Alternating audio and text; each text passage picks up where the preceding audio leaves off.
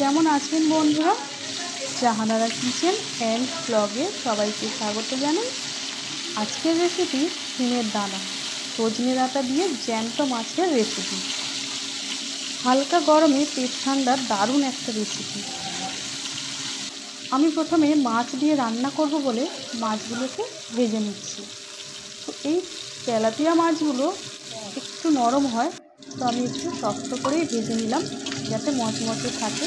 তবে খুব একটা আমি মচমচে করলাম না, যেহেতু জ্যান্ত মাছ আর ঝোলে দেব, সেই কারণে একটু শক্ত করেই ভেজে নিয়েছি। তো এই শিমের দানা কিন্তু স্বাস্থ্যের জন্য খুবই ভালো। শিমের দানা খেলে শরীরে পুষ্টি জোগাড় দেয় আর শক্তিও বাড়ে।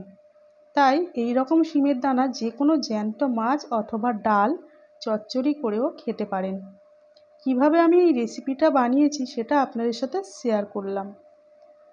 তার আগে বলে নিই, যারা ফেসবুক থেকে দেখছেন তারা আমার ফেসবুক আইডিটা ফলো করে দিন, আর যারা ইউটিউব থেকে দেখছেন তারা প্লিজ আমার চ্যানেলটা সাবস্ক্রাইব করে দিন। তো আগের দিন রাত্রে আমি শিমের দানাগুলো ভিজিয়ে রেখেছিলাম। প্রায় 500 গ্রাম শিমের দানা আছে এখানে। আজকের রান্নাটা আমি মাটির উনানেই বসিয়েছি। পরের দিন সকালে দানাগুলো ছাড়িয়ে নিয়েছি। একটু বেশি টাইম নিয়ে যদি দানাগুলো ভেজানো থাকে তাহলে খোসাগুলো খুব সহজেই ছেড়ে যায়। আর যদি একদমই দানাগুলো না ভিজিয়ে ছাড়াতে চান তো কখনোই সহজে ছাড়বে না। রেসিপিটা ভীষণ সুস্বাদু। তো এই রেসিপিটা আরও লোভনীয় ও মুখরোচক করার জন্য আমি এখানে সজনে ডাঁটাও নিয়েছি। তবে আমি একদমই শুকনো রান্নাটা করব না, ঝোল রাখবো। তবে আপনারা চচ্চড়ি করলে জলটা না রাখলেও হবে। এই শিমের দানা চচ্চড়ি করলে সমস্ত মশলা দিয়ে সবশেষে টমেটো কেটে দিয়ে শুকনো করে বানাতে পারেন। তাতে মাছ বা সজনে ডাঁটা দিলেও না দিলেও হবে। তাতে করে কিন্তু স্বাদ ধরে রাখতে পারবেন না, ভীষণ স্বাদ পাবেন। তো আমি সবশেষে কাঁচা লঙ্কা দিয়ে দিলাম।